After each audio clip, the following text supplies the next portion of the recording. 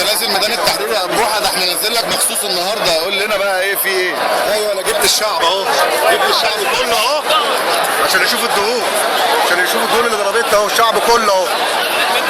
ده ناس كتير قوي يا بوحه انت اللي جايبها دي؟ ايوه كل ده انا اللي جايبه. كل دول؟ كل دول انا اللي جايبه عشان يعرفوا ان البحر ما بيتضربش. البحر ما بيتضربش، انا اعرف اخد حقي بس مش لاقي ولا دقن، مش لاقي ولا دقن موجود.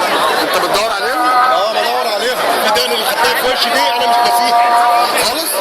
مش ناسيها دي خالص، بس مش لاقي ولا دقن موجود.